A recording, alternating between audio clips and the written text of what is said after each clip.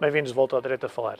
O Decreto-Lei 75/2015 criou o Licenciamento Único Ambiental, uma iniciativa que pretende simplificar os projetos, ou melhor, a aprovação de projetos na área do ambiente, concentrando num só balcão único o licenciamento de 10 licenças ambientais que até agora estavam dispersas por várias entidades.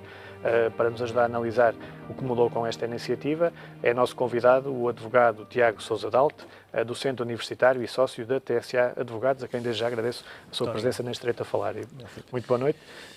E gostava de lhe começar por perguntar, isto é um simplex no ambiente? Sim, eu acho que verdadeiramente a intenção é essa, é criar aqui um regime de simplificação administrativa para os investidores e para os operadores privados, na maneira como se interrelacionam com as entidades ambientais. Porque hoje em dia o que acontece é um grande ambiente de incerteza jurídica para um operador privado para saber ao certo que tipo de autorizações, licenças ou aprovações é que precisa de entidades públicas ambientais, já para não falar das outras, para poder implementar uma indústria, uma área comercial, para fazer um projeto, o que quer que seja. E, portanto, nós temos aqui dois tipos de dificuldades que normalmente os operadores privados enfrentam. Primeiro é saber ao certo o que é que lhe é exigido, que panóplia de licenças, uma em cima das outras, é que lhe são pedidas, e depois é, bem, uma vez detectadas quais é que elas são, ir obtê-las uma a uma. Este regime que vem procurar simplificar é a segunda parte da equação. Ou seja, criar uma lógica de balcão único eletrónico, portanto, fazendo uso dos novos instrumentos eletrónicos, permitir ao operador, ao investidor, que se direcione a um único portal eletrónico, fornecido pela Agência Portuguesa do Ambiente, e que encarreire através de portanto, faça um dossiê eletrónico, onde põe todos os documentos que ele considera relevantes e entrega à Agência Portuguesa do Ambiente, por via online, uma plataforma eletrónica, que a partir daí faz uma espécie de certo ponto focal para depois dispersar essa informação atrás da cortina por todas as entidades ambientais. É a transposição para a área do ambiente da lógica da casa única, do balcão único da habitação. É um pouco essa lógica. Portanto, com vários serviços envolvidos, mas com apenas uma interface. Exatamente. E que licenças é que estão incluídas neste pacote, por assim dizer? Bom, ora bem, a primeira parte da equação é que não fica resolvida. Ou seja, este regime não vem eliminar licenças ou substituir licenças por um título único ambiental. Aqui o que acontece é o seguinte. Portanto, há um licenciamento único, ou seja, que é um procedimento em face do investidor que é único. E no fim, se tudo correr bem, ele terá um único título ambiental, o título único ambiental, que é aliás um título eletrónico, portanto desmaterializado, que representa, no fundo, até o máximo de 10 licenças ou 10 títulos ambientais. Mas eles, juridicamente, continuam a existir individualmente e cabe a ele identificar que tem que pedir cada um dos 10. E ele não pode exercer a sua atividade se não obtiver uma dessas ou outras licenças ambientais. Mas o que é que estamos aqui a dizer que é posto para dentro deste grande vaso que é o título único ambiental? Estamos a falar de licenças de gestão de resíduos, estamos a falar de avaliação de impacto ambiental, emissões industriais, o comércio de licenças de emissão, de gases de efeito de estufa, estamos a falar também de deposição e aterro, estamos a falar, enfim, algumas licenças que são onerosas. Um conjunto de licenças que antes estavam dispersas por várias entidades e que demorava muito mais tempo a resolver. Exatamente. Portanto, o investidor antigamente, ou até aqui, até dia 1 de junho, tem de ir a cada capela, chamemos-lhe assim, e identificar o que é que precisa e instruir um procedimento e articular-se com uma entidade. Aqui o que acontece é que ele não tem que se articular com estas entidades, todas, às vezes até podiam ser as mesmas, mas em procedimentos diferentes. Ele passa apenas a ter um único balcão onde se dirige e tem um interlocutor que é o gestor de procedimento, que é uma figura que é criada, e é alguém que responde perante ele e que tem também a obrigação de facultar informação, de auxiliar. E isto é tudo feito por via eletrónica. Tudo por via eletrónica. Portanto, tem essa facilidade, essa facilidade que pode ser um risco, depende do grau de maturidade do sistema que está implementado ou não, se tem ou não capacidade neste momento para fazer isso, esperemos que corra bem, e portanto a ideia é desmaterializar um pouco todo o procedimento, eliminar aquilo que são os suportes físicos, estamos a falar da repetição em muitos procedimentos em que se pede muitas vezes os mesmos documentos, isso deixa de ser necessário, e passa a haver um prazo único para todos estes procedimentos que correm ao mesmo tempo. Portanto, isso é seguramente vantajoso e eu penso que é uma iniciativa meritória por parte do Governo. Vamos ver agora que resultados é que se produzem. Também é preciso ver que não pode ser interpretada esta tentativa de simplificação administrativa como um aliviar de facilidades, de requisitos. Ou seja, Eles continuam a existir. Eles continuam a existir. E o que acontece se numa dessas licenças, suponhamos que uma dessas licenças é recusada? Pois, O que é que acontece numa situação dessas? Precisamente. Isso é um problema que é criado aqui com este... Isso bloqueia todo o processo. Exatamente. Porque, na verdade, o que estamos a falar nós estamos a falar, antes havia 10 bolos, nós substituímos estes 10 bolos por um bolo maior. Nós vamos compactar estes 10 bolos e fazer a partir daí uma massa que é um único bolo. E o que é que acontece se um deles é estragado? Estraga o bolo todo. E é o que acontece aqui. Exatamente. É o que acontece aqui, porque muitas destas avaliações ou licenças que aqui estão em causa resultam, aliás, de diretivas comunitárias. Portanto, o Estado português nem está na sua disposição prescindir delas, sob pena de violar o direito da União Europeia. Portanto, a aferição desses critérios de avaliação de impacto ambiental, de gestão de resíduos, de licenças de emissão, de emissões industriais, são obrigações comunitárias. Têm requisitos e são os mesmos antes de entrar em vigor deste diploma e depois de entrar em vigor deste diploma. Então, eles mantêm-se todos. Portanto, mantêm-se. Portanto, os requisitos aos quais deve obedecer o exercício de uma atividade continuam a ser os mesmos. Simplesmente o caminho administrativo para lá chegar é que é aligerado, é simplificado. E o que é que acontece se um deles falhar, precisamente? Bom, de facto, pode-me ser emitido o título único ambiental, a partir do momento em que é emitida a primeira licença, digamos assim, portanto, a sublicença dentro desse grande título. Mas, na verdade, eu só vou poder exercer a minha atividade à mesma quando obtiver todas elas que são necessárias. E, portanto, se uma delas falhar, eu continuo a estar inabilitado a exercer a minha atividade. Portanto, isso também é preciso deixar claro. Portanto, no fim do dia, isto não deixa de ser um somatório de licenças com uma facilidade de interface com o investidor. A diferença é que passa a haver um único sítio onde o investidor tem que se dirigir e fazer o processo. Exatamente. É claro que o ideal, vamos lá ver, quando se olha a simplificação administrativa na área do ambiente, o que é que o investidor procura? Qual é que é o grande dilema que o investidor, em Portugal, e enfim um pouco também na Europa, mas sobretudo em Portugal, qual é que é o dilema que ele enfrenta? É a incerteza jurídica. É a incerteza de saber, eu quero fazer uma determinada intervenção, um projeto, quero desenvolver um projeto no sítio especificamente A, o que é que eu preciso? Eu quero é que o Estado me garanta que precisa de A, licença B, C, D, F, 10, 20 licenças. E este sistema ainda não garante isso. E este sistema ainda não garante isso. Porque, de facto, o Estado não dá a garantia de dizer a um operador privado: o senhor, para fazer essa atividade neste sítio, precisa deste repositório de autorizações e licenças. Que podem nem ser e não são seguramente um capricho da tutela ambiental do Estado português. São resultado de convenções internacionais, diretivas comunitárias, de boas práticas ambientais, inclusivamente. E as empresas, normalmente, as boas empresas, não só não são desfavoráveis a este tipo de exigências ambientais, como fazem, aliás, hoje em dia, faz parte do seu núcleo essencial de valores, o respeito por estas práticas. Portanto, elas não se melindram com um grande número de licenças para ser exigido. A questão é saber o que é que podem contar ou não. A questão, precisamente, é dizerem-lhes que precisam de 10 licenças e depois de emitidas 10 licenças, o Estado dizer: bom, é preciso uma 11ª. Isso é que não pode acontecer. E é isso que deve ser eliminado. Portanto, deve ser criado um sistema de garantia ao operador que lhe diga: são precisas 10 licenças. E a partir do momento em que o Estado português diz que é preciso 10 licenças, emitidas pela Agência Portuguesa do Ambiente, pelos municípios, por quem quer que seja, mesmo a nível internacional, há um compromisso que o Estado português assume e cumpre-se os requisitos. E isso elimina uma grande dose de incerteza jurídica. O que também favoreceria muito a nível de simplificação administrativa da parte do investidor privado é saber ao certo com o que conta. No seguinte sentido: é verdade que há aqui uma simplificação administrativa no sentido de condensar num procedimento, numa interface, vários procedimentos, que estavam dispersos, mas a verdade é que dentro destes procedimentos, às vezes os operadores estão atirados para um certo grau de discricionariedade técnica por parte das entidades que fazem a apreciação dos projetos, e os proponentes nunca sabem bem com o que hão de contar.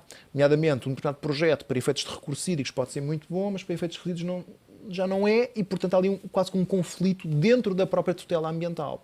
E no meio está o operador privado.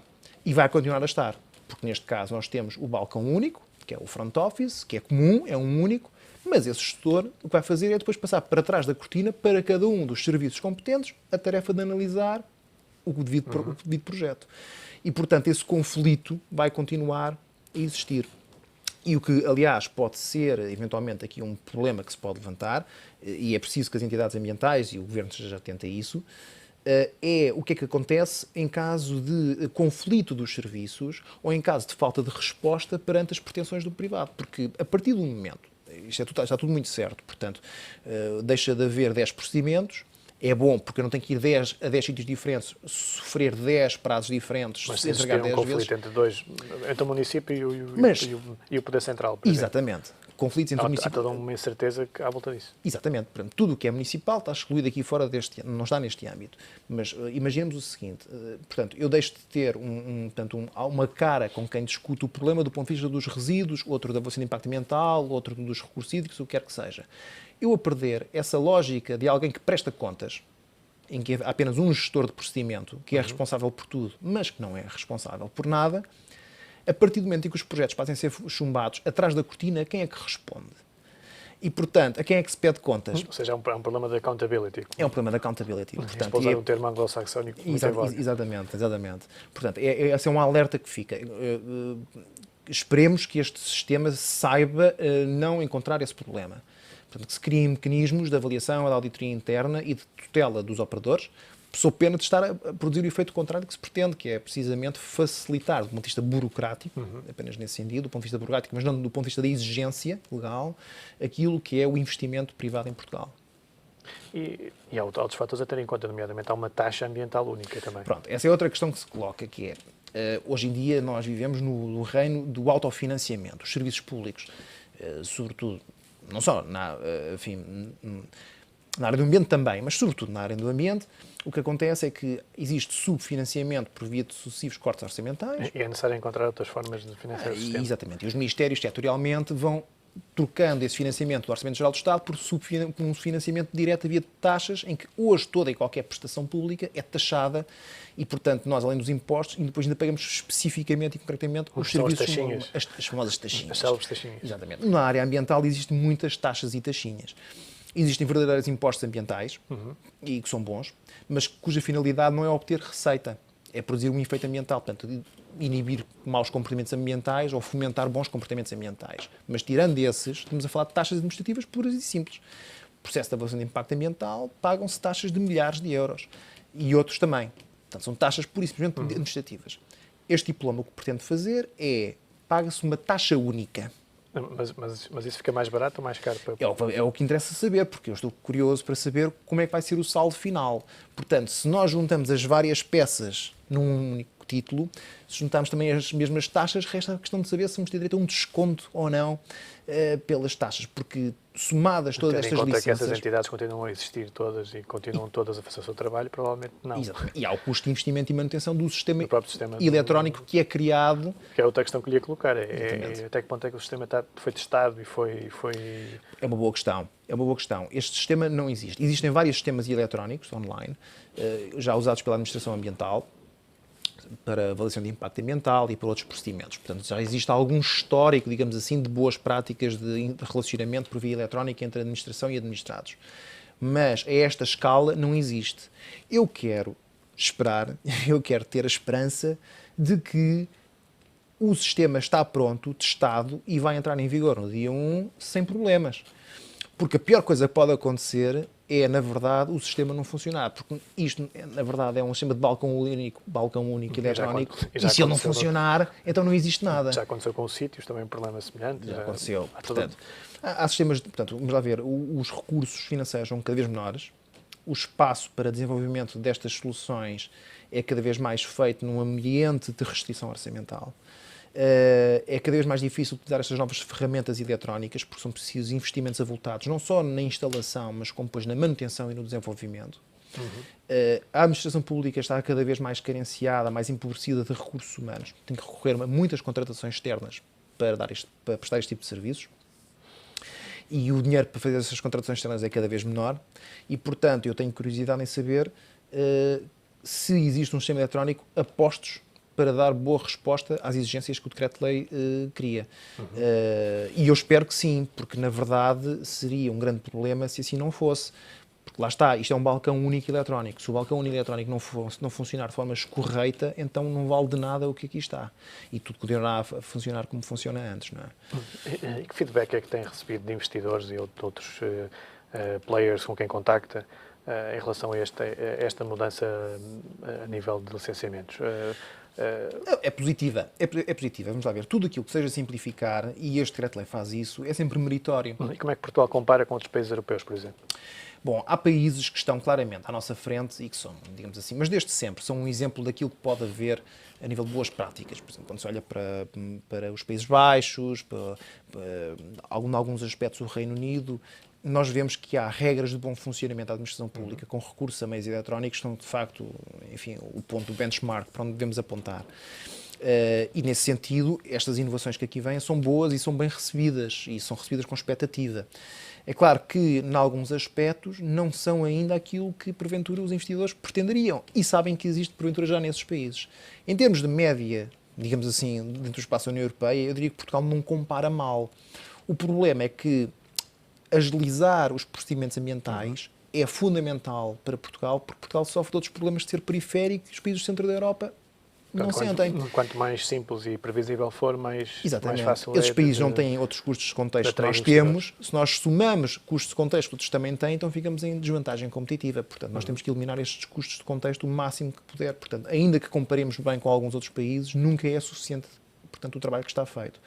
Basta pensar, por exemplo, a avaliação de impacto ambiental. Um modelo que existe em Portugal, que é um modelo, aliás, que existe muito por toda a Europa, é um modelo da avaliação em que, portanto, há uma entidade que faz o licenciamento de uma operação, uma entidade pública, pode ser da área da economia, de obras públicas, o que quer que seja, faz o licenciamento de um projeto e depois vem a entidade ambiental que faz a avaliação do impacto ambiental do projeto.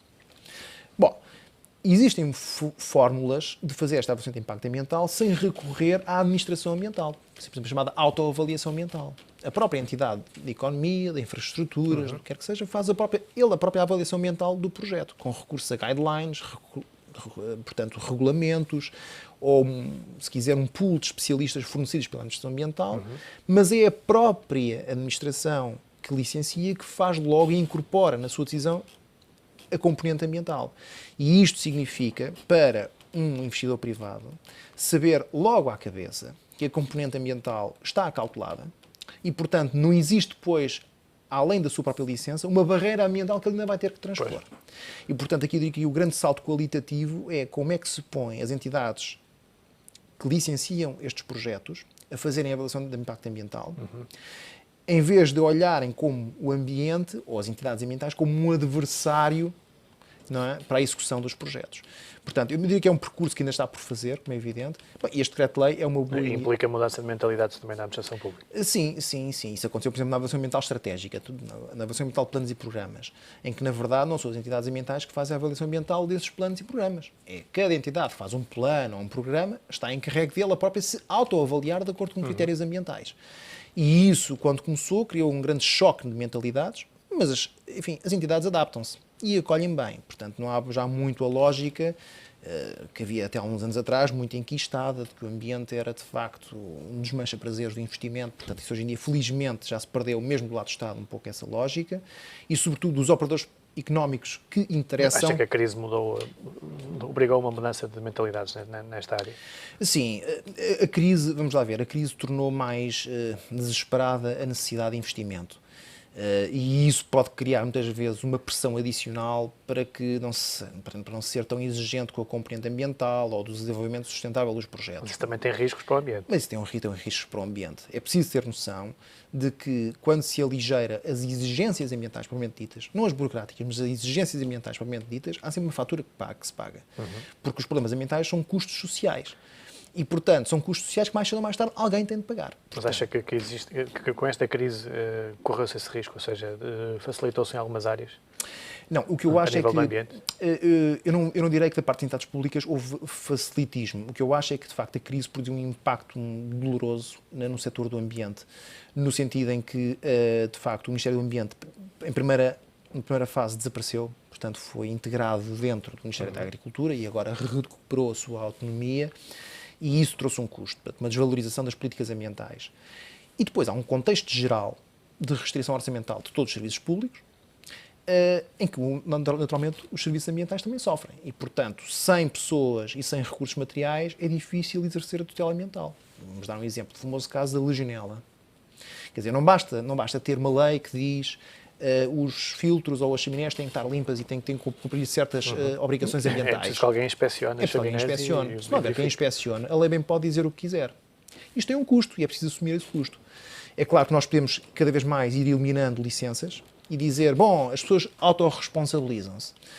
Isso está tudo muito certo se a atividade for relativamente inócua, mas quando as atividades têm um certo grau de perigosidade, as pessoas têm que ter consciência que isso é um risco muito grande que se põe do lado do bem comum.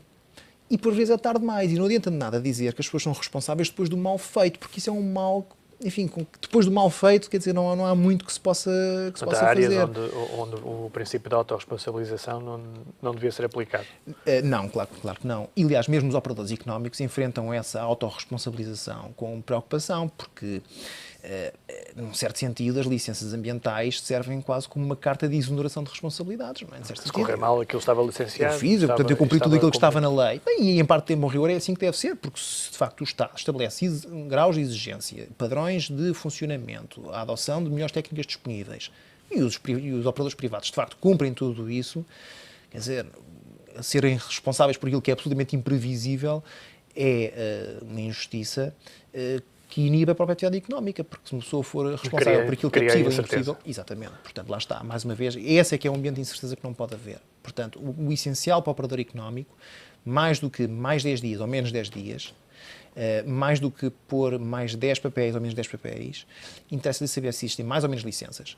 E se no fim não vai ser surpreendido com algo mais ou mais alguma exigência... Afinal, tinha que ter aquela licença tal... falta pedir agora ainda... Pronto, isso é que não pode ser. No fundo, é garantir a previsibilidade Exatamente. Tem que ser, portanto, a parte da compliance ambiental tem que ser uma constante imutável desde o dia 1 do projeto e não uma incerteza que pode ir flutuando ao longo da vida do projeto.